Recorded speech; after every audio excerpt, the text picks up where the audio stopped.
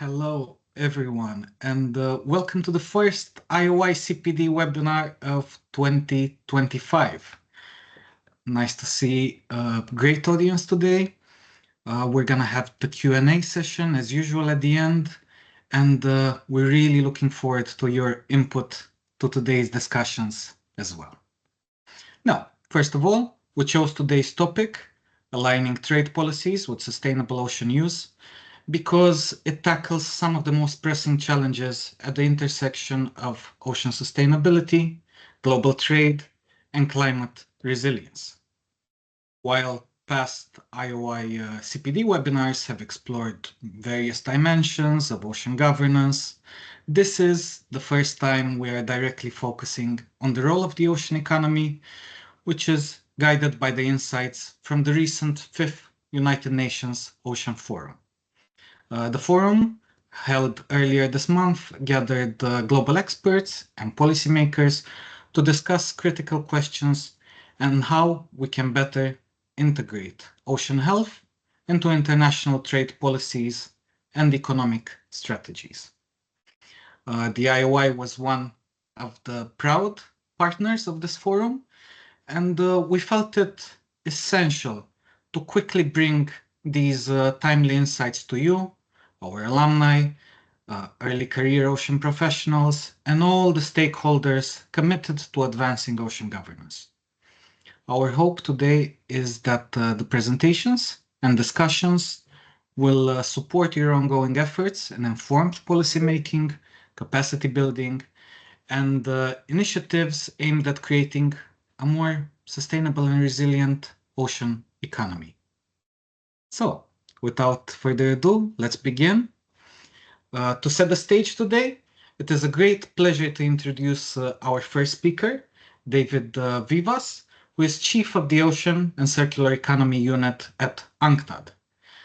David has extensive experience in international trade and negotiations, environmental law, and sustainable economic development.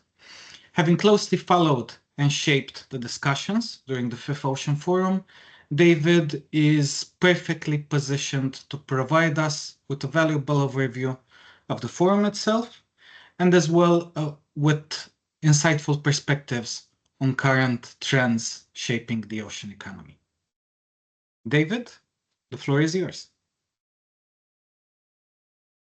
Thank you very much, Cosmin. Welcome to all alumni from IOI and all participants and my colleague speakers. It's great to be here today with you. Just a short introduction. The Ocean Forum is the fifth time we organize it. IOI has been a loyal partner all over the process since 2017.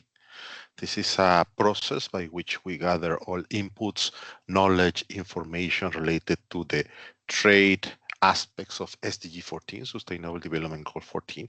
And last time we have about 200 people in the room over the 3 days and 250 people online. I have shared the link to the forum that you can find a richness of information, presentations, contacts, etc. that could help you in your research, training, and learning at IOI. I'm going to be sharing a screen because I'm going to be presenting the trends on the ocean economy, most recent data.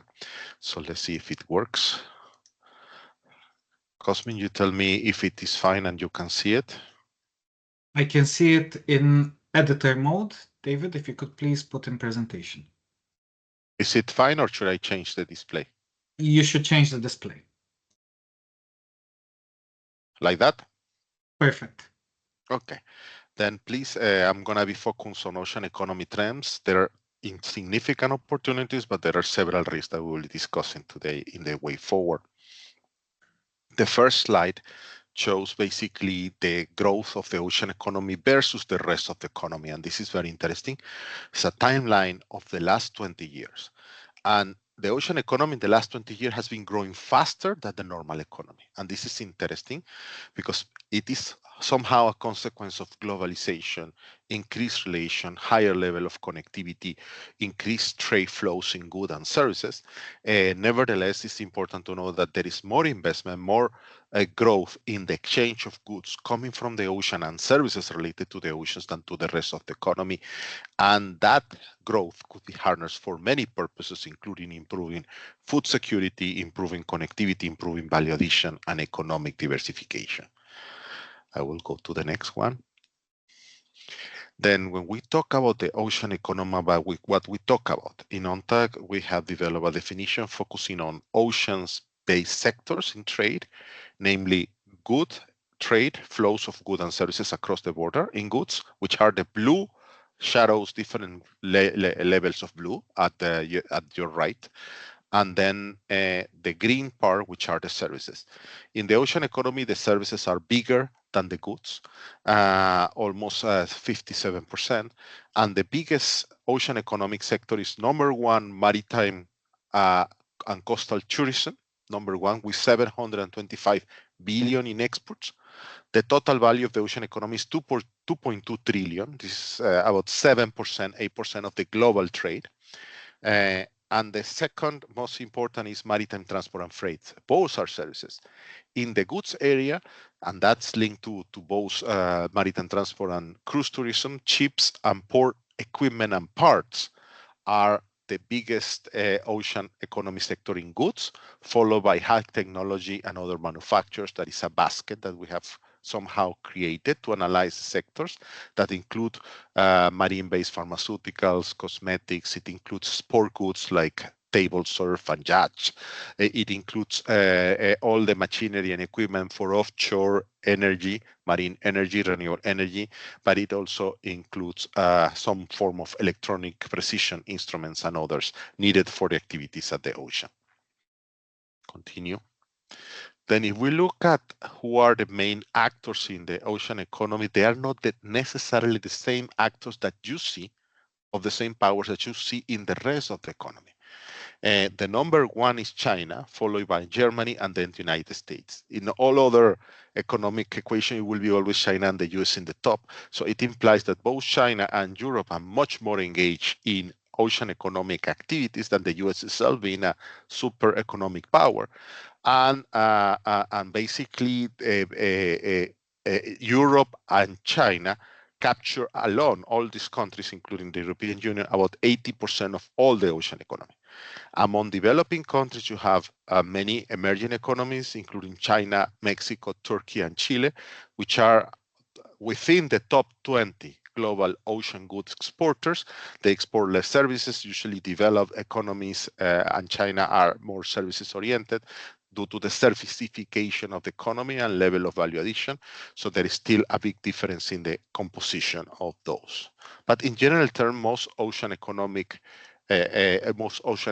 are diversified in their economies, perhaps with exception of seeds. Next one. Sorry, I'm trying to pass. Okay. Now, when we look at the goods side, 70% of ocean goods export are related to chips, parts, but also to high technology and other manufacturers. Again, equipment needs for vessels, equipment needs for ports, from chips, cranes, but also, as I mentioned, pharmaceutical, many sport goods, many renewable offshore energy products. We have other elements like marine fisheries, aquaculture, and seafood producing, which is still very important for food security, about 200 billion. And we are starting to measure also sea minerals, including salts and sands, but their value is very low still in the international trade. It's tend to be consumed and produced mostly internally. Next slide. Now, something interesting here, you have an evolution of the in the case of services. If we go to back, perhaps this internet, let me go back. If you see there is a drop in goods in the year 2020 linked to COVID, the impact of COVID. But in the case of goods, the trading goods was much more resilient. You see, it's only a small drop, perhaps less than 5%, in goods compared to others, and it recovered relatively quickly. The reason is that people are still demanding or marine-based products, and many of them, including fisheries, still operating regardless of the lockdown measures. In the case of services, here you can see the evolution in the year 2020. Basically the impact was much bigger. About 70% of all tourism went down due to the lockdown and trade restrictions and travel restrictions set in many countries to protect themselves from COVID spread. the recovery in 2021 was significant, but not too important. The pre-COVID numbers only came in 2022 and 2023 and is still growing. So tourism has recovered, but also maritime transport and freight in 2023, it went, it shrank a little bit due to the significant disturbances to maritime transport, including from climate change and from security and also from prices. Continue. Now, I have shown you that the ocean economy seems to be doing very well. It's growing very fast. It's growing faster than the human economy. It has shown resilience against COVID, especially in goods, and it helps to allow diversification, and many countries are involved in this trade. Now, let's see some of the challenges, because is this growth, economic growth, sustainable in the long term? It seems not, and I'm going to show some evidence of why. Because the main reason is that we have a triple environmental crisis globally, but we are also reaching many planetary limits if what we can get from ecosystems and species for carrying normal business as usual activities. The number one here, you can see this is the level of global temperature of seawater, not of the atmosphere, seawater. And you can see that you have several scenarios and measurements from different agencies. Today, almost all of them match if you see to the upper part in 2020, so they coincide. This is from the 1850s, from the 19th century to today.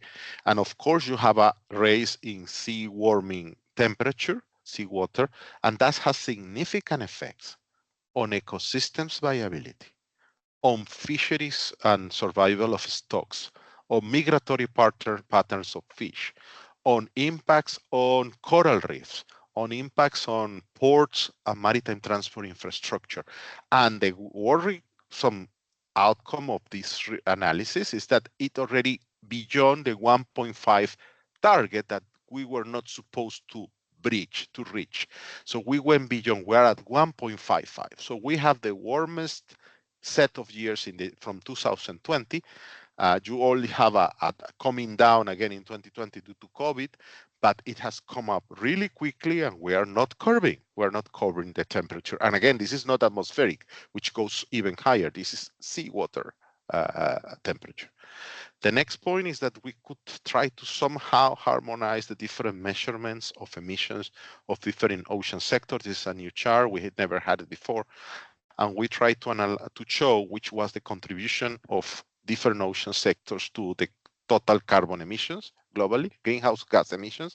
And basically, the largest contributor is coastal tourism, mainly due to travel, air and cruise, followed by shipping, 2.9%, offshore gas and oil operations, 2.7. Obviously, you are just extracting carbon, liquid carbon or gas, natural gas. Fisheries and aquaculture together is about 1%, so it's not the most polluting activity, and at the same time very important for food security. And we have activities of ecosystem destruction such as mangrove deforestation that are contributing to climate change due to reduction of the storage capacity. And there are some areas where we have no data. My colleague Regina can perhaps go deeper here on what's the greenhouse emissions of two sectors that we have no data. One is port activities and the other is shipbuilding. So we still have very few estimates of the emissions of the in sectors of the blue economy.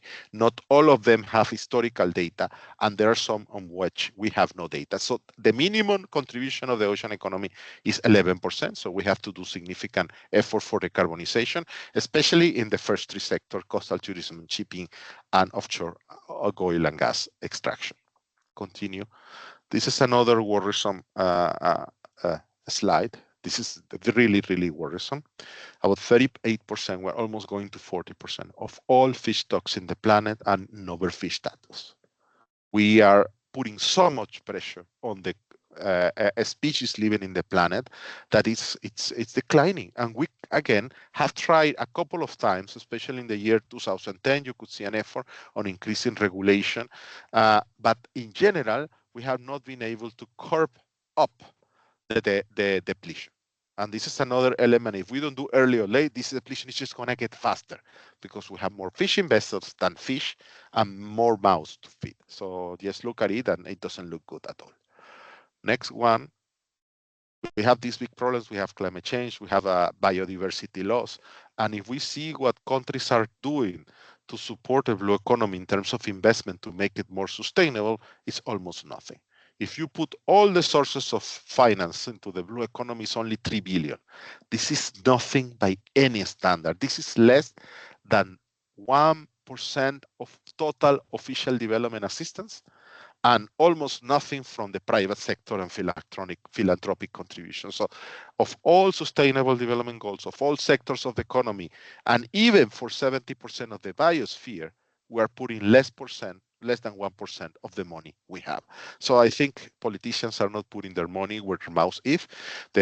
Obviously, the priority for budgetary allocations right now are very different due to different security considerations, but nobody is really putting an emphasis in changing the trend. And as you can see, the trend is very similar, even usually coming down more than coming up.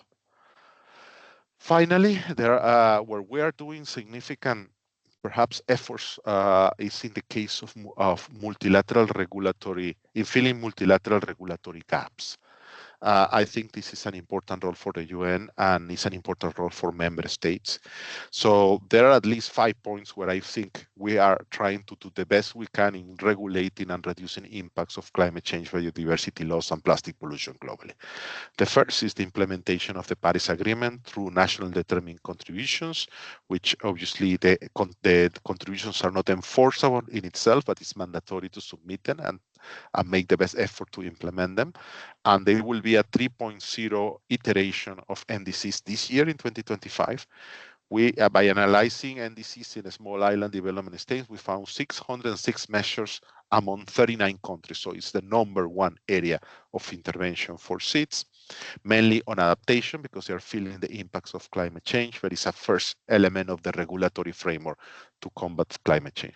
The #2, and my colleague Regina can go deeper, is advancing in the 2023 IMO strategy on reduction of greenhouse gases emissions from ships, from different efforts and line of action, from declining carbon intensity to uptake new technologies to go to zero, near zero, and have net zero emissions by 2050. So this is a significant effort in the shipping sector, which is perhaps one of the most polluting in terms of emission due to the intensity of fossil fuel use. Then we have the WTO Fisheries Subsidies Agreement that is meant that we don't put government money, taxpayers' money, into harmful activities. This is very obvious. So the idea is that governments don't subsidize vessels, fleets, or activities that contribute to IUU fishing, to overfishing, and to fishing in the high seas or fishing on unregulated areas of the high seas. So this is very important to avoid money even contributing to further depletion. This agreement is not yet into force. It's close to entering into force. We have 91 countries have acceded or ratified. 18 more are needed, and it may come into force by the Ocean Conference. This is in June. This is one of the goals. And there is a second phase on negotiations dealing with overcapacity, again, bigger fleets than stocks, and the issue of overfishing, yes, fishing beyond the limit sets by quotas or any regulatory framework at the regional level.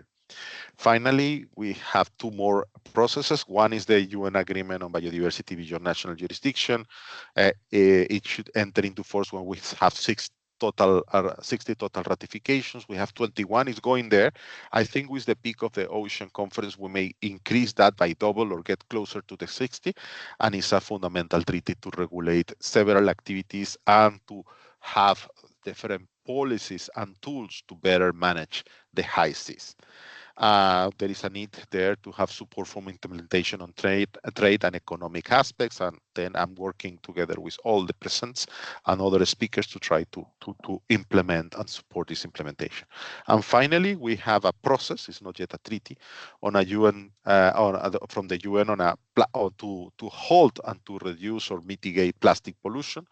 There is an advanced shared text, but it's not yet considered the basis of negotiation. We should have finished negotiation in December 2024, what was not possible.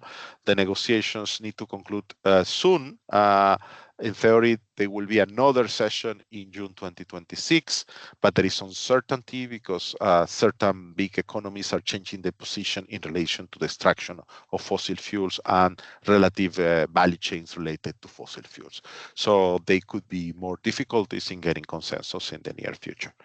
So with this, thank you very much. You will find all this information in this note. It's a background note that we all prepared as a team for the Ocean Forum. So you have the state of the art information there. And here in the QR readers, you can get the data. So in case you are doing research at the IOI or working with them, you can find the data. And here's all the work and research from the program in case you need to have access. Thank you very much. Thank you, Cosme. Thank you very much, David, for clearly setting the stage and highlighting these important trends, which are actively shaping the global ocean economy. Additionally, the insights you presented give us an excellent foundation for the discussions which are yet to follow, particularly the link between sustainable trade policies and ocean governance, and also the emerging opportunities that they can offer. Now, building on David's presentation, we'll move forward from the broader economic perspective to a more specific yet closely related topic, which is the importance of climate-resilient marine infrastructure. And for this, I'm delighted to invite our next speaker from today, Regina Asariotis, which is Chief of the Trade Logistics Branch and Chief of the Policy and Legislation Section at UNCTAD. Regina has extensive expertise in transport law, policymaking, and the crucial area of climate adaptation for ports and maritime infrastructure, especially concerning the needs of developing countries and small island developing states. During the recent UN Ocean Forum, Regina spoke eloquently about practical strategies for creating resilient ports that safeguard sustainable trade, tourism, and also offer practical disaster relief responses in the face of climate change. With these things being said, Regina, please, the floor is yours. Thank you very much, Cosmin. Good afternoon to everyone online. It's a pleasure to have you here. Thank you very much to the IOI for the kind invitation. And it's a pleasure to talk about this very important topic. You have already provided a little bit of an introduction, and so has my colleague, David Vivas. Let me bring up my presentation. Just one moment. You know the drill. Excuse me. Share. Yeah. And sorry. Can you see? It's still not in presenter mode. Should be. See? Should be in presenter mode. Can you see it? Yes. It's in presenter mode. It's visible. Yeah. So as a title, you see here climate change adaptation, resilience building, and DRR for ports. And of course, it's too big a topic, but sort of the key issues to highlight here is really the main challenges and also areas for accelerated action, with special reference, of course, to the policy arena. And this is a topic we've been working on for many years as part of our work on transport. And it's absolutely critical for the ocean economy. Why? If we just think about how the global trade and development system depends on maritime transport, it becomes quite obvious. But also if we think about the ocean economy itself, so more than 80% of the volume of world trade is carried by sea from port to port in each case before it continues and often on its journey. And these very important infrastructure assets are key nodes in the network of very closely interlinked international supply chains. For all countries, including those that are landlocked, ports are the gateways to the global markets. And also they provide the access to all blue economy activities. So apart from the issue of shipping and maritime being a part of blue economy, if you think about it, if you don't have effective access to the sea, and for that you need a port something along those lines, then you can't, you can't do fishing, you cannot do offshore oil exploration, you cannot do anything. Now, for SIDS, of course, ports are of particular relevance because they're sea-locked by and large. So they literally depend on their ports as lifelines for all external trade, food and energy security, tourism, cruise ship tourism, for example, and very importantly, also in the context of disaster response and recovery, because once the disaster hits, the follow-up, it absolutely depends on well-functioning ports as well. Now, climate and weather-related extremes are expected to have a number of impacts. So they're expected to affect port infrastructure and operations directly, but also the hinterland transport and knock-on effects throughout the broader global supply chain, which brings with it not just the potential for extensive damage, but also operational disruption and delay and extensive economic and trade-related losses, including commercial risk allocation, changes to the risk matrix in commercial contracts. But that's another topic. They're also expected to exacerbate transport-related challenges, for example, SIDS and other vulnerable coastal economies are already facing, and in response to heat, for sure, to increase the need for energy and the related costs, which is a major problem, of course, especially with energy prices high.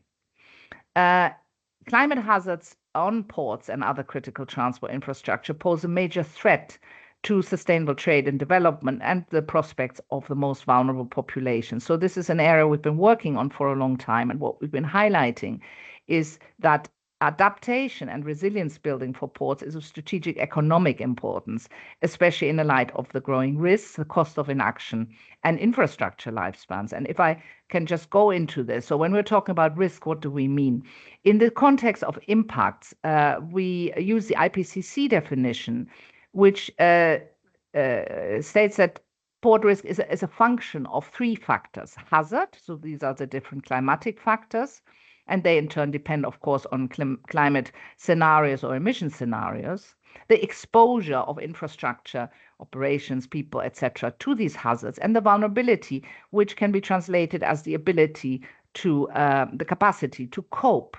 And that includes everything, including governance, technical measures, finance, human resources, etc. So if one of these factors goes up, then we have to reduce another one, otherwise the overall risk goes up. So the hazards are increasing, and I'll say something about this in a minute, which means we have to reduce the vulnerability. And for that, we have to strengthen all manner of response to adapt and build resilience. Now, all of these have to be assessed to be effectively addressed, of course. And when I say the hazards are going up, let me give you an example here. This is some work we did together with colleagues from universities and the Joint Research Center of the European Commission, looking at the exposure of global ports under different climate scenarios to extreme sea levels. Now, extreme sea levels are very important for ports due to their location. And usually ports are built to withstand the 1 in 100 year extreme sea level, so the 1 in 100 year extreme storm.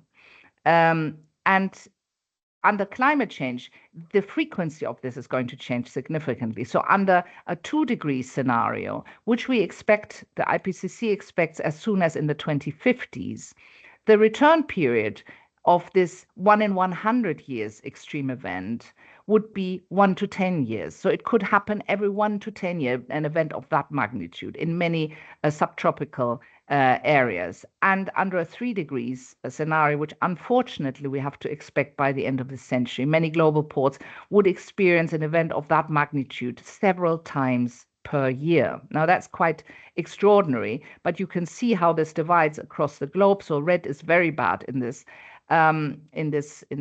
scenario. Now, this doesn't tell us yet the exposure of the individual port, because for that we need local data, including, for example, on elevation. It doesn't tell us either what the 1 in 100 year sea level is going to be in the future. So this is just a snapshot. If we want to understand exposure, we need to go down to facility level. We did this under a project we did in the Caribbean, looking at ports and airports in Jamaica and St. Lucia. And St. Lucia is an excellent example. It's a tiny country with 4 ports and airports serving all purposes of the country. And on the left here, you see flood maps. And what we found that all of the international transport assets, all ports and airports of that country are at high and growing risk under all scenarios from as early as the 2030s. So that means the one international airport might be dysfunctional. So if you look on the panel here, this is the runway, this is the town with the main port, and this is the runway of the international airport. So that is very worrying. We have legal and policy requirements in the direction of climate resilience building for ports, particularly arising from the 2030 agenda, SDG 1.5, 9, 13, and also 14, in particular 14.7, which focuses on SIDS, would be relevant. The Sendai Framework for Disaster Risk Reduction, the Early Warnings for All initiative, all of these set out policy commitments and objectives that have been agreed internationally. There's also an outcome statement of the second UN Global Sustainable Transport Conference highlighting this. And then when we look at the legal side of things, and that's of course a little bit, has a little bit more teeth, there's the Paris Agreement in Article 7 establishing the global goal on adaptation. And work is currently underway to develop metrics and indicators for understanding whether progress has been made on Article 7. And we have been highlighting the need to integrate consideration of critical transport infrastructure like ports into these metrics and indicators, and hope this will be taken up. There's also Article 8, which focuses on averting, minimizing, and addressing loss and damage in advance, is separate from the fund to cover loss and damage. This is just measures to avert and minimize. And then in terms of work plans, there's a Sharm el-Sheikh adaptation agenda, which has a specific outcome target with focus on climate resilient transport infrastructure. And importantly, the UAA framework for global climate resilience has very specific targets, which among others apply for ports. And we will see what progress will be achieved in this respect. Now, very quickly, because obviously time is an issue here, what then needs to happen? We have been working for a long time on this set of issues, and sort of key issues that arise and that we need is necessary is to accelerate action that is underlined here to ensure that in advance of certain states of affairs materializing, the critical transport infrastructure is prepared. So, for example, to enhance the resilient to future standards by 2030 to 2050 expectations. More generally, we need high-quality risk assessments based on the best available science and data to develop effective measures on adaptation and to prioritize resources and to avoid maladaptation. In addition to well-designed and innovative technical solutions, we will need to improve data collection availability, early planning, and adopt a systems approach given the interconnected functioning of ports within supply chains and of systems within a port. Integrating ecosystems approaches should be pursued wherever possible, and mainstreaming considerations of this nature into ordinary port infrastructure planning and operations will be critical to ensure that these considerations are appropriately taken into account. For developing countries in particular, human capacity building and affordable finance and technology is urgently needed. We've done a policy brief, which is linked. We've done this in 2022, but you can find it on our website. And as we've been highlighting, absolutely critical will be the development of strong policy and legal frameworks, as well as standards like ISO standards and technical guidance by industry organizations like PIANC, and methodological tools. But in this context, very important to highlight recent legal developments at the European Union level, because they significantly advance this both at the EU level and in terms of infrastructure projects in third countries.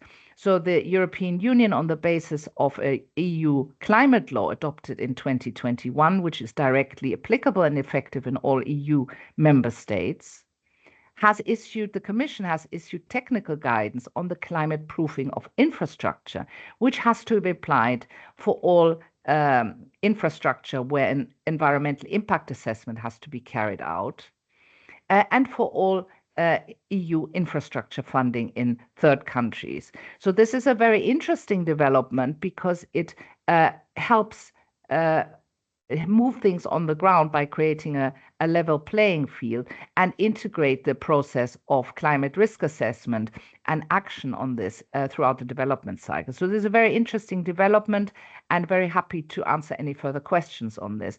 But in a nutshell, what we do need is to integrate related consideration into all policy frameworks, cross-sectoral, across domains. So that includes national adaptation plans, but also NDCs. And my colleague David mentioned the small island developing states have a number of measures focusing on adaptation. But interestingly, whenever transport is concerned, it's only the emissions. So very, very few SIDS have actually NDCs which highlight the point of adaptation for critical transport and other infrastructure.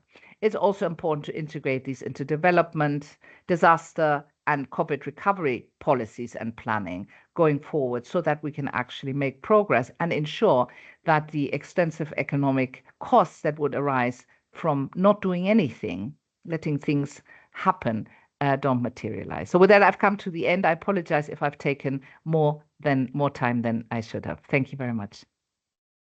Not at all, Regina, and thank you very much for your timely presentation. I'm seeing that you highlighted just how crucial resilient infrastructure is, not just for sustainable trade and tourism, but also for protecting coastal communities and supporting future potential disaster recovery efforts. Thank you very much for this. I'm sure there's going to be a lot of questions in the chat. You've had some intriguing questions launched at the audience. And thank you for also building on just how many people depend on this coastal infrastructure. Now, we have another equal vital topic, which we're going to turn to, which is ocean capacity development. And this is the foundation upon which sustainable trade policies and resilient infrastructure, just as you have mentioned, must be built. With this in mind, I am pleased to introduce our next speaker, Antonella Vassallo, Managing Director of the International Ocean Institute. Antonella has extensive experience in capacity development and ocean governance. She has overseen numerous global training programs aimed at empowering ocean professionals, policymakers, and stakeholders. And I have, which I hope is a very interesting question for Antonella. Antonella, during the 5th Ocean Forum, several speakers, including you, emphasized just how crucial the role of ocean capacity development is in supporting effective ocean governance and sustainable trade policies. In practical terms, how can capacity development help states, particularly developing countries and SIDS, fully engage in sustainable ocean trade? And why is this critical in the current roadmap towards achieving global ocean sustainability goals? Antonella, the floor is yours. Thank you very much, Cosmin. It's actually quite an important question. And first of all, I would like to stop here and acknowledge and thank the organizers of the 5th UN Ocean Forum, which we have recently attended in Geneva. It was actually each forum builds more and more on what comes before.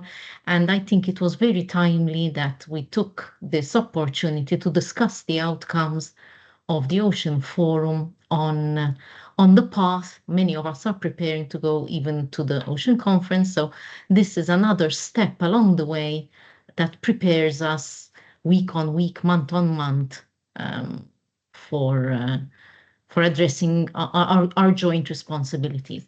Back to your question. So you made an important point, and I will reiterate here that capacity development is actually foundational, not just complementary, to achieving effective and inclusive ocean governance, and of course, sustainable ocean trade. Particularly, this is true for developing countries. Our speakers before me mentioned the importance of the ocean to small island developing states and also to other regional and international economies. But this is important to all those whose economies, livelihoods, and even food security are deeply intertwined with the health of marine ecosystems, the robustness of maritime infrastructure, and also their access to such services and resources. So I would like to make a few points while I speak. Firstly, capacity development begins with knowledge and skills. We believe that to engage effectively in sustainable ocean trade and governance, states need technical and scientific competencies to understand not only all the issues that speakers before me have pointed out, technical issues and emerging opportunities such as the blue economy, climate resilient maritime transport, sustainable fisheries, renewable marine energy, but also to leverage them, okay, to manage them sustainably, to profit from them. As highlighted during the forum, and as detailed clearly in the background note by UNCTAD and FAO, which I would recommend you read, states sometimes lack this essential expertise in trade policies, in environmental regulations, climate adaptation strategies, all of which are crucial for sustainable maritime development and the blue economy. Institutions like the IOI and many others out there can help bridge these knowledge gaps through holistic and interdisciplinary capacity development programs with the intention to augment local expertise, empower policymakers, some port authorities, marine resource managers with those skills and background knowledge needed, nowadays especially, to navigate those complex trade frameworks and also the sustainability requirements that come with them. Secondly, capacity development also means strengthening institutional capabilities and infrastructure, clearly demonstrated by the previous speaker, Regina, and we can only add to that. Sustainable ocean trade cannot exist without resilient infrastructure, particularly ports, transport logistics, but even, as Regina mentioned earlier, even the connectivity that small island states need. And she has made a very eloquent point that the adaptation to climate change is a critical factor in long-term success or long-term adaptation or resilience. As the forum highlighted, climate resilient infrastructure is central to securing trade, the continuous flow of goods and services, and in turn, economic resilience of countries, of nations. Thus, this means not only investing in physical infrastructure, but also ensuring that local professionals and institutions are equipped with the knowledge, with the capability to manage and sustain these facilities in the rapidly changing conditions we live in nowadays. Thirdly, sustainable ocean governance and trade require effective policy implementation, monitoring, and enforcement, which is only possible through adequate capacity at the appropriate levels, be they national, be they regional. Capacity, therefore, and the development of capacity should focus on the translation or the adaptation or the import of traditional international trade commitments and sustainability goals into actionable policies and frameworks. Initiatives such as governance training, the IOI does provide these, and over here I greet many of our alumni who have graduated from our programs, who are in the audience today. This type of training helps to provide that knowledge base and the networks that states or institutions therefore require to align domestic policy frameworks with international trade obligations and other sustainability commitments, thus creating conditions for coherent, inclusive, equitable, and participatory governance at all levels. Finally, it is our belief that capacity development should support inclusive international cooperation and fair access to resources and technologies.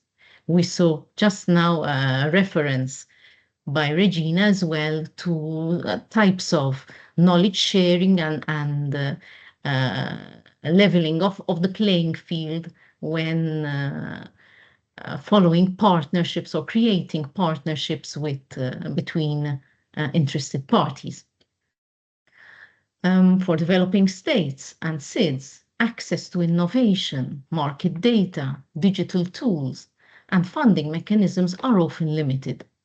So effective capacity development must include knowledge transfer, technical cooperation, and the fostering of partnerships to ensure that states are not only recipients, but also active participants and leaders in sustainable ocean trade initiatives. In conclusion, and I will leave this here so that we have more time to discuss later, in order to achieve truly sustainable ocean trade and effective governance, capacity development must become more than a theoretical objective. It must be practical, it must be inclusive, and it must be continuous, aiming to equip states with the knowledge, human and institutional resources, and networks to fully participate in and benefit from a sustainable blue economy. And this really is the raison d'etre, the reason why IOI continues to champion capacity building as an essential component, a foundational component of the roadmap towards achieving our collective global ocean sustainability goals.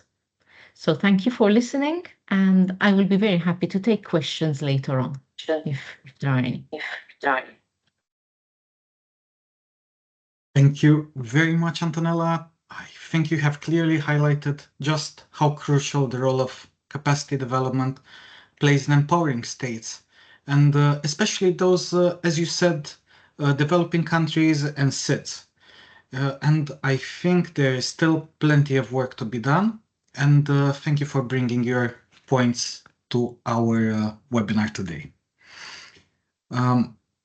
Now, it is my great pleasure to introduce our final speaker, Ms. Viviana Tinoco Monge, who is Minister Counselor at the Permanent Mission of Costa Rica to the United Nations in Geneva.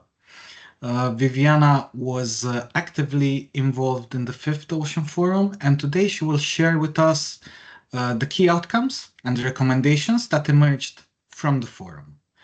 She'll also outline how these discussions are additionally shaping the roadmap towards the upcoming UN Ocean Conference in Nice, which will take place in June this year.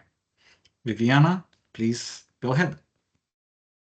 Thank you, Cosmin, and thank you so much for IOI for inviting me to this webinar. Like you just said, we were very much involved in the organization of the UN Ocean Forum, thankfully with the help of David and his team in UNCTAD.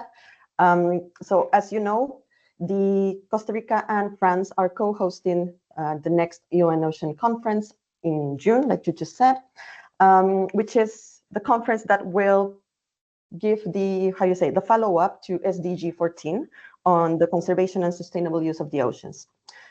This Ocean Forum, organized by UNCTAD, is talking about the trade-related aspects of these SDGs. And like you said, the results coming from this forum will shape the recommendations that will come out of this conference in June. So I will share a small presentation on the, just a second, there we go. Perfect. Can you see it? And I think it began really at the end. So sorry. That's right, and it's an editor view, Viviana. If you could please It's in put it in editing presenter view? view. Yes. Oh, okay. Mine is telling me it's already on presentation mode. Let me just double check. Okay. Can you see it now in presentation mode? No, still in editor view. Okay. I'll stop sharing again and see if it can work, because it's in mine, it says it's on presentation mode. Let me just double check. Okay, so now it's in editing mode. Can you see it now? No, still in editor mode. Okay, Cosmin, I think I'm going to need you right now. No if problem. It's not I working. will share it from my side. Sure. Perfect. Viviana, you Thank have to so much. swap the image. I think there is an area you have it in for modification form. If you swap, you have the presentation. Okay. Check. Sorry, if Sure. not, Cosmin, just you go ahead. Sorry to interrupt. No, it's okay. Thank you, David. Okay, we'll try again. There? Not yet? Let me check. No? Okay, so I wait for Cosmin, I guess. In just 1 second, I'll be ready, Viviana. Thank you. So I can start a little bit talking about what the forum was like. So the forum took place during 3 days here in Geneva, and we had 5 main sessions. And also, I think there were 4 or 6 side events that took place during those 3 days. So it was a packed agenda. So I will go through the recommendations that came out of each session. So Cosmin, if you can go to the next slide, please. So this first session, we discussed the current trade-related trends in ocean economy. So from these sessions, the recommendations that came out of them were to improve the availability on access to quality data and indicators on trade and ocean goods and services, to enhance global ocean governance. Like David mentioned in his presentation, we hope that by June, both the BBNJ agreement and the WTO fisheries subsidies agreement can come into force, and so they can come and to fortify, to strengthen the current legal framework that we have on ocean governance. And the third recommendation was to accelerate support for early warning systems and operationalize ocean carbon data collection efforts under the leadership of WMO and in collaboration with UN agencies. And I think that comes really close to what Regina was talking about, the initiative Early Warnings for All and other initiatives that UN agencies are currently leading. So you can go to the second slide. Thank you. So on this, the second session, we spoke about the nationally determined contributions and the role for the sustainable use of export-oriented ocean economy sectors, such as fisheries, seafood processing, coastal tourism, shipping, and related multimodal transport. And the recommendations that came out from this particular session were to measure greenhouse gases and other polluting emissions from ocean economic sectors by improving data generation, collection, and sharing, and expanding existing databases. It's exactly what Antonella was saying. Governments, we need data and we need scientific information to take decisions. And so this is a very important recommendation to come out of it. The other one is support developing countries in leveraging trade, investment, and novel technologies and know-how for climate adaptation and mitigation, including responses to sea level rise, particularly for small island developing states and least developed countries. And the third one was to build the sustainability and resilience of maritime transport, including shipping, port infrastructure and operations, and logistics, in the face of disruptions to ensure smooth trade flows across supply chains and reliable access to ocean economic activities. So if you, Cosmin, can go through the third slide. To the other slide, please. Thank you. So this is the results from the third sessions that was on the potential for South-South trade in ocean-based goods, particularly fisheries and aquaculture products. So the three recommendations that came out of this is to strengthen South-South trade in fisheries and aquaculture and other ocean goods by considering the launch of a new round of negotiations under the global system of trade preferences among developing countries, to enhance market access opportunities and address non-tariff barriers for fisheries and aquaculture products by conducting surveys and qualitative assessments. And the last one, to enhance sectoral cooperation to improve the transparency and environmental and social dimensions of fisheries by sharing best practices and country experiences in mitigation adaptation strategies for fisheries and aquaculture. And so then we come to the next slide, please. Thank you. This was the fourth session that we had on trade policies and tools for innovative marine-based and low-carbon products. So in this one, the recommendations, were to apply robust science-based sustainability criteria, including adherence to the access and benefits sharing principle, both under the Nagoya Protocol and for the future BVNJ agreement, to enable environmental and social entrepreneurs to expand their offerings and fostering trade, investment, and innovation in marine-based sectors. On this, I have to share, and for those of you who might have been in the forum, the marketplace that UNCTAD created so that people could show their innovative marine products was very, very interesting. And I think it could be well to try and give more publicity to it because they were very interesting products there. The second recommendation was to address trade and growth barriers from land to sea for innovative marine-based products by encouraging actions that minimize pollution impacts from manufacturing and consumption to regenerate ecosystems and strengthen local markets and communities and enhance circular economies.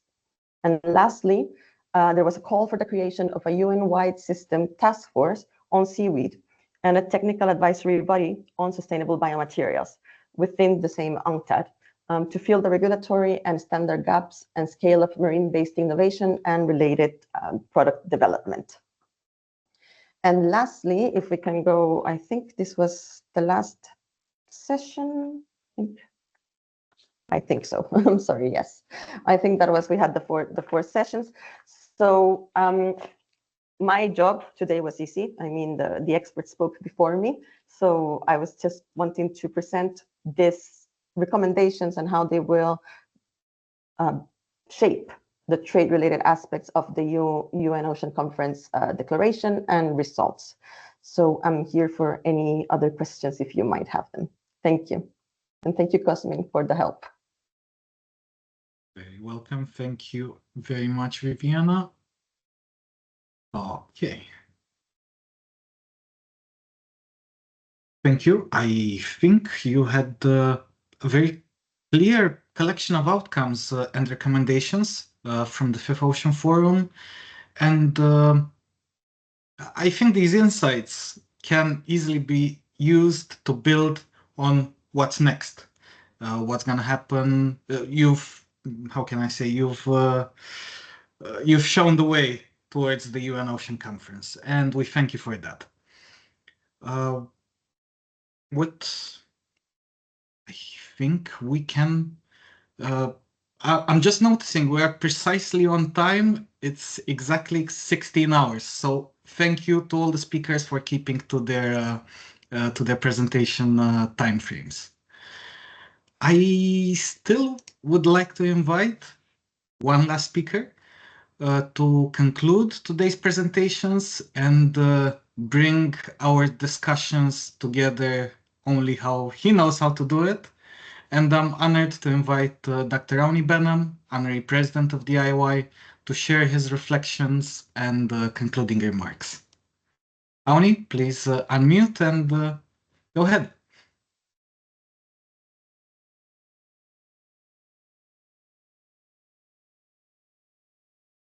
Thank you very much for inviting me, to share with you. I was very much, encouraged by the presentations, and it gives me, sort of more resolve that we know what needs to be done, and we do have the means to do it. The question is how we bring this together. The forum has been excellent in this area. But a question that I have, do we have the infrastructure that we had before when we were together with Regina and others, such as the port development activities that we were, we had several from adaptation to multimodal to assisting the development of port capacities as well as human resources.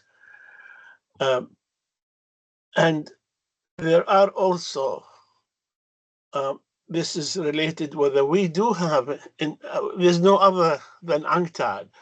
IMO does, it's known, it has its program. We did not touch on them, but UNCTAD does have this program. It has that, it does have the capacity also. The question is, are we in a mood of moving towards achieving, for instance, to link the GSTP to port development, and that to the question is being raised now and then on the UNCLOS. Do we have the mechanism to stop fraudulent registration of ships? Improving port performance. We in UNCTAD we used to give certification to ports that achieve. Are we in a situation where this is possible? Because we seem to have the knowledge, we have the solutions with that. But what to me is that we should also force the mechanisms that would help us to achieve these objectives. I'm sorry I did not conclude, say thank you, but it's a question that I put to you also. Auni, I think you perfectly set the stage towards moving into the Q&A session. So thank you very much for your input. David and Regina, you were clearly mentioned. Which would like to go first? Let me first go for on the GSTP on the ship registration. I leave it to Regina. I can make a footnote after on the case of fishing vessels, because it's a different one. There is an agreement on that one.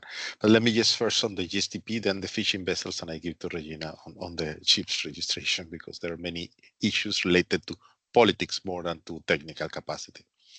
On the GSTP, for those who do not know, it's an agreement from the 1980s led by the G77. And the idea was to find alternative options to cooperate and do trade among developing countries, southern countries. You have the multilateral trade system, or initially under the GATT at that time, and after under the WTO. But the trade flows of developing countries were not having a particular track to promote liberalization, trade facilitation, and cooperation. Now, the agreement exists, and there have been several rounds, and the last round was the Sao Paulo round. There is only one country that needs to ratify, but this ratification doesn't come.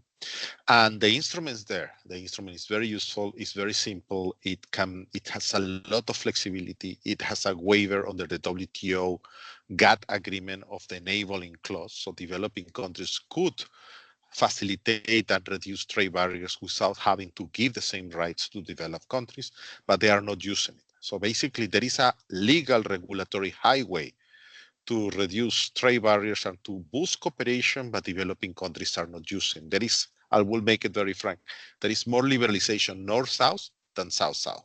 And this is perhaps, I think, is a hindering factor in the future because there are currently now many uncertainties. Most of the trade barriers are not coming from the south, but are coming from the north in many situations for different political reasons. So I think there is an essential need to diversify both flows of products and services, and as Regina mentioned, port are the entry point for those, So I think there is an issue of political will to make it work, and I make a call on all developing countries that are part or want to be part of the GSTP is to unblock the political situation to move forward. And on fisheries, there is an FAO agreement on compliance and registration of ships for fishing vessels, trying to record reflagging, repurposing, and ownership change of vessels. It has not been very popular. Again, there is an issue of political will. The regulation is there under the FAO, but very few countries ratify and very few countries notify their vessels. So again, there are registered systems, but most countries do not provide the necessary transparency there. Even on, just to give you an indicator, on IUU fishing, illegal, unreported, unregulated fishing vessels, there is not a global list on a global record. There's only NGOs compiling the illegal vessels in national records when they are available. So again, there is a lot, there are instruments, there is capacity, there is knowledge. Even we can have GPS tracking of any fishing vessel today, or shipping or cargo vessel, but the transparency for regulatory purposes is very low. But I leave Regina to go on to the transport segment of the question. Thank you very much. Thank you very much, Arnie, for your very interesting question. And actually, before I say something, I would like to take the opportunity, because I don't think we've highlighted that enough, the very active and important support of the Oceans Forum of Costa Rica and also France, who are both hosting the UN Oceans Conference. So I think this is very important to highlight, and how much we appreciate that as well, because that is there's no better cooperation and with governments, in international organizations together with governments. So not to forget this. On this question, yes, Arnie, you have put your finger on something, and my colleague David has already responded in part. As far as UNCTAD's involvement is concerned, there is, of course, always the issue of capacity, and that's just a reality. So to give you an example, while we have in our last mandate, we have an express requirement or request to enhance our work on the legal and policy framework. We have very, very few people. And now the UN is under a very strong liquidity crisis, which the audience here may have read about in the news, so that is playing into that as well. In other words, some of the initiatives that we might be engaged in, we just cannot we cannot do, be everywhere as we would like, and that is, of course, a limiting factors. But in terms of the GSTP, this is something which I thought was very interesting, which was raised by the IOI, by yourself at the Ocean Forum, and we will certainly explore this together with colleagues in UNCTAD and also, of course, the group of developing countries to see how we can take advantage of that avenue, if you will, better than is done at the moment. Now, about the IMO, let me just mention the IMO Legal Committee is in session this week. This afternoon, there's no session. They're preparing the report. But one of the major initiatives has been for the last few years an initiative to combat fraudulent ship registries and ship registration. And in fact, UNCTAD, I was involved in that for UNCTAD, together with the World Maritime University and IMLI, the International Maritime Law Institute, prepared a very substantive report on relevant issues and looking at the existing legal framework. And that the legal committee at its previous session last year looked at that and took up key recommendations from there and decided to proceed with an output on this. Now, in this current session, the decision is now how specifically to move forward. And it's very interesting that the conversation becomes again more controversial than might think, because everybody wants to curb this behavior. It's certainly in nobody's interest in global governance that ships should be out and about and they're fraudulently registered. You cannot have flag state implementation. You cannot have port state implementation, and so on.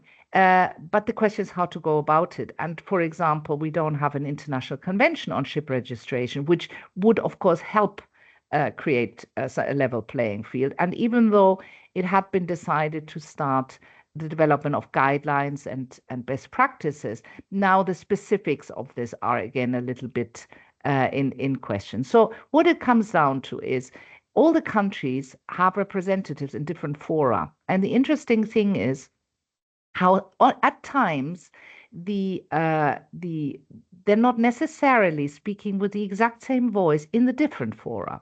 So, for instance, at UNCTAD, our member states will always highlight how important oil pollution is to developing countries, to SIDS, and how important protection, effective protection, for example, effective liability and compensation is. Yet at the IMO discussions, when UNCTAD raises this, sometimes the very same countries wear a different hat and have sort of more shipping industry interests at heart. So this is one thing which, as it were, it's just part and parcel of the intergovernmental machinery, which sometimes slows down a little bit process. But Ani, you are absolutely right.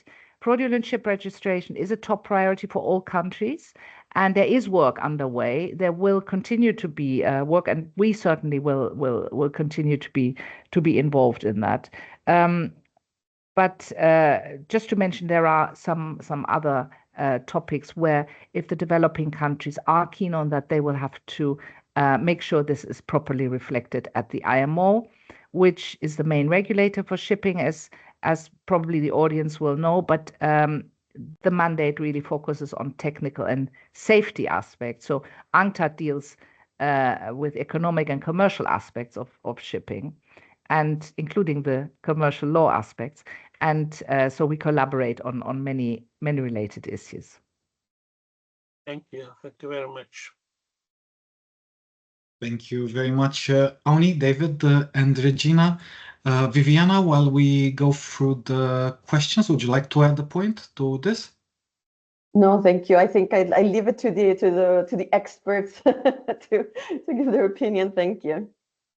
Wonderful. Then we're gonna take a question from Juliet, who asked, how does climate change influence maritime security, considering trade route and security within shipping lines?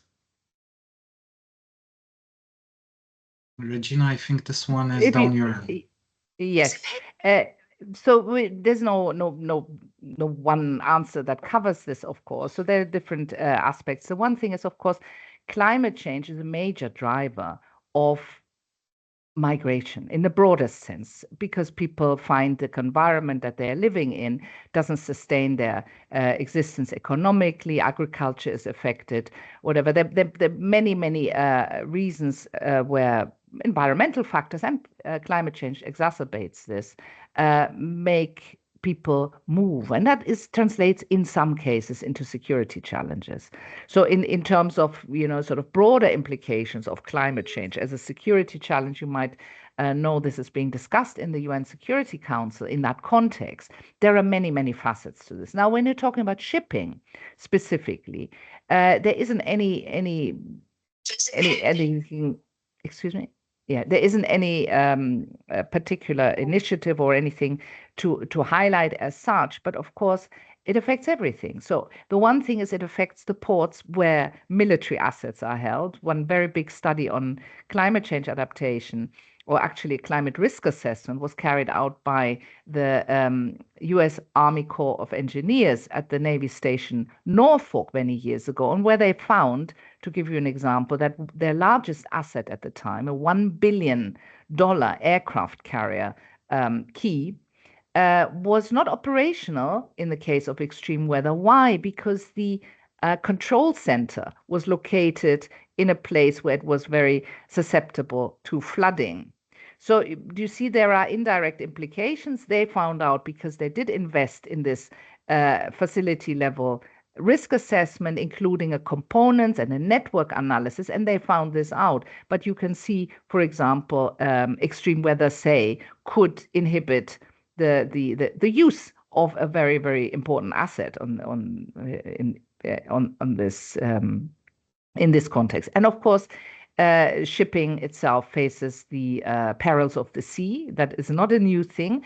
But again, the more extreme weather events we encounter, the more this becomes normality. And if I can just recall for the audience, all of us remember some years ago, we used to, there was one major hurricane and people remembered. And now it's sort of one event chasing the other. You can hardly keep up because every week, every day, it's somewhere else. So this is just an anecdotal evidence of what we're seeing. And that has, of course, implication. Now, these are not uniform. So it depends where you're talking. But extreme wave heights, for example, change in wave directions make ports more susceptible to impacts and affect the safety of maritime operation. And all this can have security implications, whether military or in the commercial, in the economic activity sense, can have security implications. So I don't know if I caught the meaning of the question, but I'll leave it there. Thank you. Thank you very much, Regina. We're ready to take more questions. Please raise your hand or leave it in the Q&A rubric.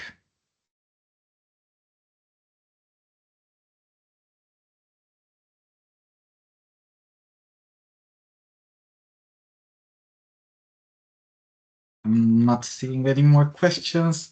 Perhaps a quick concluding remark from all our three speakers. David, would you like to go first? Auni, I think you are muted.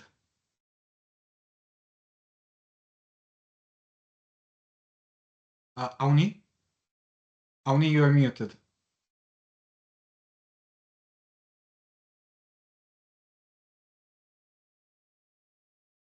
Regina, UNCTAD had a port certification program. Is it still going on? I don't know if we're talking about the same thing. UNCTAD has a port training program. That's called the port training. That is called Train for Trade, and in fact, yes, that is going on. They're expanding as well, and because of online capabilities and so on. So some of the courses are much more easily accessible.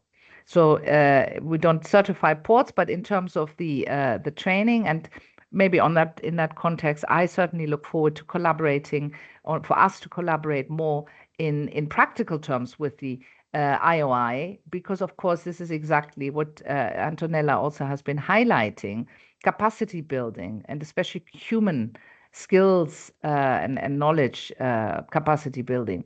That needs to take many, many shapes and forms, and that has to be done in partnership. So that is ideal because you have an excellent outreach, and we very much hope that the alumni who are here online keep both being interested and being and following relevant courses when they happen. So we look forward to expanding on that as we can. And if you're interested in more information about the port training programs, I can send some along so you could share that if you're interested. But our boss is here, Thank you both. We have a question from Joanna Sofia. The Seaweed and Biomaterials Initiative is promising, as mentioned by Ms. Monge, yet seagrass is already a powerful tool for carbon sequestration. However, as Ms. Regina mentioned, offshore wind development often lack unbiased monitoring, sometimes harming seagrass meadows. Why is the focus more on seaweed than on seagrass, and what does biomaterials include particularly?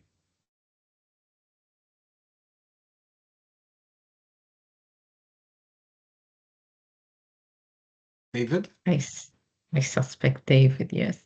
Yes, I will reply part of the question and leave the part of the question to Regina on the infrastructure harm on sea meadows. But let's do one at a time. We use seaweed because we're talking about the genera of the different families for marine plants, aquatic plants. They also happen in freshwater. And they are very promising in production and trade. I didn't show it in the trends, but the production of seaweed through aquaculture has multiplied itself by 3 in the last decade, and trade and market value has doubled. So it's growing very, very fast first. So it was meant to cover all the species. Now, seagrass is a particular way in which these plants grow and live in ecosystems. Seaweed have a wider range. I'm not a biologist, but wider range of presence from microalgae to macroalgae. Now, what is happening is that they have multiple, they are a very important source of biomass with very low ecological footprint, meaning to produce and cultivate seaweed, you don't need fresh water, you don't need land, you don't need fertilizers. It absorbs carbon, as mentioned in the question. So it has become a very cheap way to produce biomass for several purposes, meaning food purposes, from sushi to soups to many other forms of nutraceuticals, etc., and for industrial purposes that include several uses. One is paper, the other is non-plastic substitutes. So materials that biodegrade but are not based on fossil fuels that can substitute plastics. The third is biofuels, and other type of fuels that could be used locally, especially for countries that do not have fossil fuels in there as a natural resource. So there is a huge number of innovation and product development based on seaweed. On sea meadows, yes, they absorb more carbon, but you don't plant them so easily. It's not so easy to replant and build forests of sea meadows. We need to be careful to preserve them. They are subject to many, in many countries or in several countries, to protection measures. But when you build infrastructure, you can affect them, of course. In the port, perhaps building renewable energy facilities, but I don't think the impact has been so big so far in terms of the infrastructure, but I would have to check that,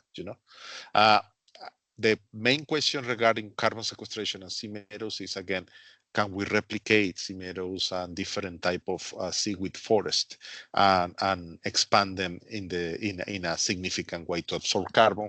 Many experts say that's not necessarily easy. It's easier to do through aquaculture, but the carbon capture there is lower.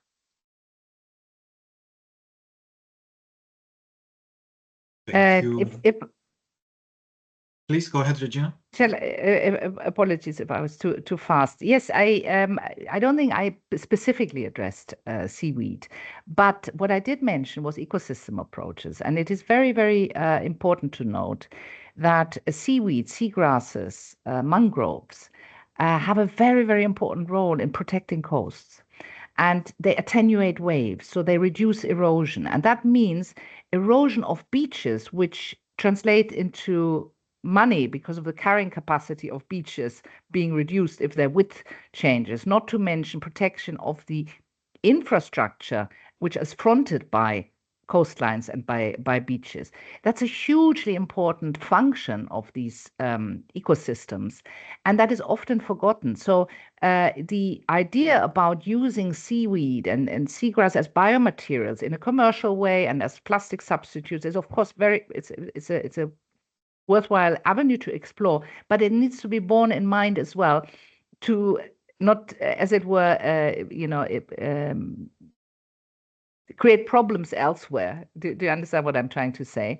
In terms of just looking at them as a commodity, but remember their function. In fact, one of the issues which we've been raising for many, many years is that whenever it comes to estimating the value of the oceans, apart from that it is, of course, invaluable in terms of sort of non-economic values, just like controlling the climate, for example, and so on. But even if you're trying to assess the value, what is often forgotten are these indirect issues. So seagrasses, mangroves is a perfect example, because the one thing you assess their value, economic value, in you put a certain number, but that number is far, far lower than their actual value in terms of ecosystem services by protecting, as I say, coastlines and reducing the losses that would otherwise ensue for coastal tourism, for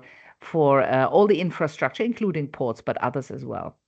So again, I don't know if I have answered the question, but it is all very complex, and all I would say is absolutely critical that there be more active, acceleration of action, because we've been talking for a long time about these things. And we meet together, and the people who are working in this field is basically we're talking to the converted, to each other. But in the meantime, sort of in the real world, if you like, there hasn't been an awful lot of change. And unfortunately, because certain geopolitical developments, economic pressures in many countries, and so on, these considerations are being sidelined. And what people forget, it's it's not just about the birds and the fish. Not that that wouldn't be in itself worthwhile, but it's in our self-interest to take measures to ensure that the degree of environmental protection and protecting ourselves against environmental impacts, and that's very, very important. And we hope that strides will be made with the Ocean Conference in this respect. By the way, take the opportunity to say that Costa Rica is one of the countries that have more protected areas, terrestrial and marine, and also one example of net of carbon neutralization to the use of ecosystem services, and setting even very novel ecosystem payment for ecosystem services model. Sorry, it's just that it's great to have you, because it's good to have a good example. Thank you for the promotion.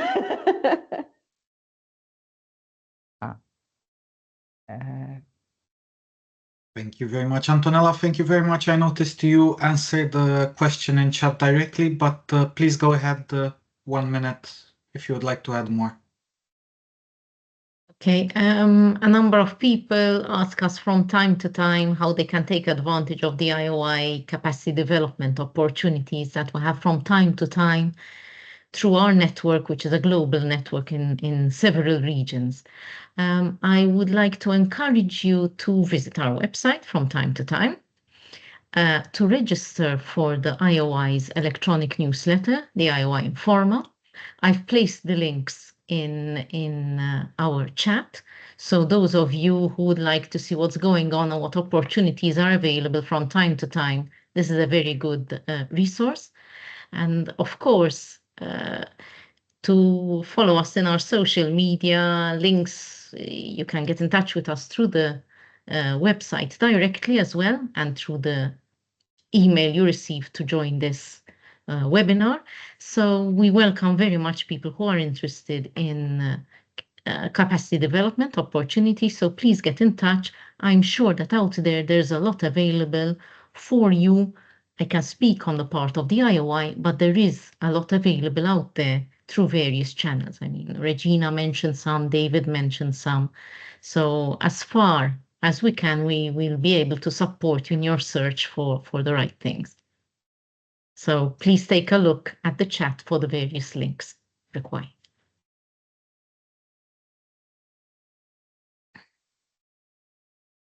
Thank you very much. We are running a little bit out of time, so let's do a quick lightning round of the last 3 questions posted, and then we can wrap up. I saw a question from, let's see, from Zachary. Actually, I think we can take them together. What are the current trade policies affecting marine resources, and what are the economic impacts of overfishing and unsustainable practices?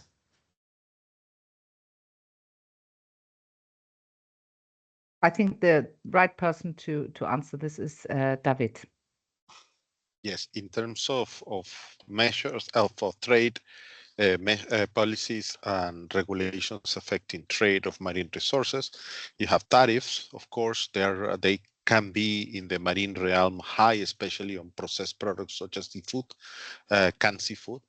You have many non-tariff measures, particularly sanitary measures for products of organic origin, but also you have many technical measures related to port machinery, vessels, etc., that can hinder the trade, or at the same time are not harmonized enough to have a common ground for producers and traders to comply with the different needs.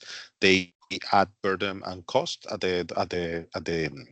the customs. In many cases, especially for fisheries and seafood products, there are many problems related to the perishable nature of these products, especially fresh, frozen, etc. So many countries have called for fast-track systems to enable trade, particularly for the product from small-scale fishers, because they have real problems complying with very complex non-tariff measures. And the second question is on overfishing, overcapacity, etc. Basically, there is a lot of regulation regarding this aspect. There is a problem that there is a kind of race to the bottom, where many fishing fleets and many countries still benefiting on or abusing the commons or the common resources in the high seas, even if there are regulations. You have, again, very, very detailed regulations on very valuable species such as tuna and swordfish, and sometimes for sharks and turtles, but most of the species are not regulated. And this is a problem. I'm talking for low value species, let's say, or even valuable species like shrimp, not shrimp, like squid, for example. And most of the regional arrangements dealing with management of those resources has not been able to expand the scope to regulate species in more detail. So there is an issue of capacity and political will to get it done. Thank you very much, David. We have a very engaging question, where I think all of our speakers today could potentially contribute. It's from Taylor. How can we effectively put to practice what we have acquired over the years when in our home country we have very limited opportunity to apply the knowledge? And yes, I think with this we can close based with these comments from you. David, would you like to go first? I can try, but something that you have in the ocean blue economy governance is that you have many national agencies on the government side, but also on the academic side and private sector side that are very sectoral oriented. So the fisheries people don't talk with the port people and don't talk with the transport people and shipping and don't talk with the renewable energy.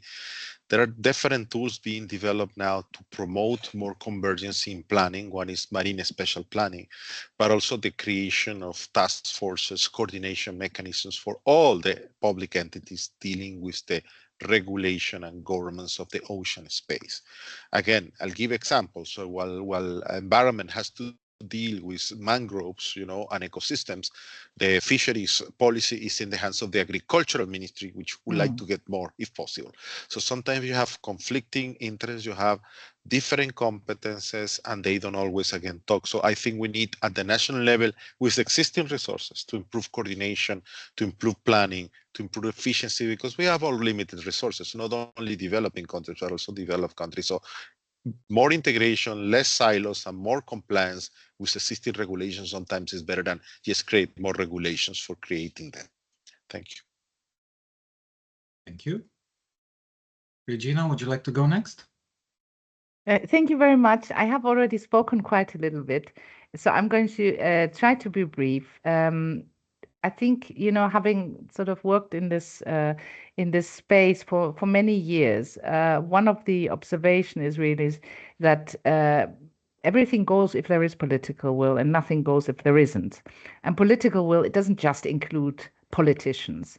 But apart from the issue that David has just raised about sort of silos, and that applies within companies, that is in ministries, that is in organizations, we see that everywhere. That is very important, to think of systems approaches, to zoom out and realize what is connected and what needs to be looked at somehow in context. There's a very important sort of opportunity, because the questioner here said if there is an opportunity to apply in your home country, we have the technology and the means to connect to others in other country and to sort of create some critical mass, if you will, with these partnerships. But of course, one thing which is very, very important is to be aware that things are not, as it were, sidelined because of political correctness in a broader sense. And by that, I mean, for example, now the discussion about climate change. There are some countries where they don't like the word. They don't like the word. And it's not just climate change, it's even the word climate. Now, undisputably, there is a climate, that is a fact.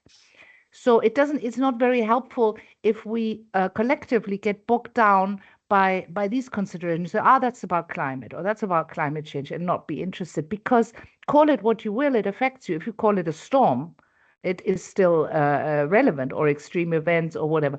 So all of these, the breaking down silos also concerns the discourse. So that it's not just, this is the environmental crowd, or these are the activists, or this is this. We have to understand that everything has consequences. We are very integrated, interconnected. So environmental factors affect us as our societies or economies and so on, like it or not. And so it's never a case of just, we don't just want to protect the planet. Actually, we want to protect ourselves, because there is no planet B. That's what I would say. So, sorry, I don't want to get carried away. I better leave it here. Thank you very much. Thank you very much, Regina. Antonella? If I may add an additional dimension to this, the IOI is a civil society actor. So for us, it's, as I understood, the comment was, or the question, even as a citizen, I think there are actions and choices that we can do and make on a daily basis that can make small differences that add up. I totally agree with the comments of David and Regina about silos, about institutions, about creating networks, about having this interdisciplinary viewpoint and zooming out, as Regina said, and viewing the problem a bit more holistically, because the reality is we are one biosphere. Long gone are the days when you can separate climate from ocean, from land, from sea, etc. So we really need to start taking a biosphere look at this planet. And I also think that important players in this, if you wish, daily management of our activities on this planet are citizens. Now, whether it's a question of equipping yourself with the appropriate knowledge and empowering yourself and your community to bring change, that's also a valid way of approaching it. Whether it's considering how your choices as a citizen, as a consumer, impact the big picture, that is also a valid way of contributing. So I would say we have capacity, we have knowledge, we have a sufficiency of it right now to be able to bring about, or at least to be active in bringing about the change we desire. And sometimes we try and policy making is critical, institutional guidance is more than important. But I would encourage us to not become so discouraged that we forget how important individual action all joined up can be. So that would be my thought about the effective use of capacity you acquire, even if you feel you might not be in a position to use it specifically at high levels. But I think ocean literacy and all sorts of knowledge about the ocean will contribute, will make a difference in the long run. So that would be my one comment. Thank you, Viviana. Thank you. I think really quickly, I think I can understand very well the question coming from a developing country. We do understand that a lot of, we don't necessarily have a lot of technologies or industries that have been developing in our countries, But I do take a lot from what Regina, David, and Antonella were saying, that we need to stop thinking of only what you know and what you're good at, and understand that your capacities and your knowledge can also be used in several other ways. And this interconnectedness helps us to understand that everything has an effect. So I was just learning with Regina's presentation today. I had never heard of disaster risk reduction for ports. I've been working on it, but on the more human perspective of human mobility. And then you see this correlation with everything, and you realize that, yes, you have to take an holistic approach and stop trying to think of this in only small boxes of where you can do your bit. We can all put in our little grain of salt, and it can always be for the better of the whole planet in this case. So yes, thank you. Thank you so much to our wonderful speakers today. Heartfelt appreciation for joining us, David, Regina, Antonella, and Viviana. It's also, we thank the audience, our alumni, the ECOPs who joined us, and the stakeholders in ocean governance. We will be having another webinar in about 3 months' time. Please follow us on social media. And I think our speakers have left you with plenty of homework in the chat. Thank you so much. Have a wonderful afternoon, morning, evening, and see you in about 3 months. Thank you very Goodbye, much. everyone. Thank you Thank very Thank much. you To so speak much. with you. Thank Thank you you so all. much. Bye-bye. Take care. Bye-bye. See you soon. Bye, Auni. Thank you so Yes. much. Thank you. Yes, thank you very much indeed.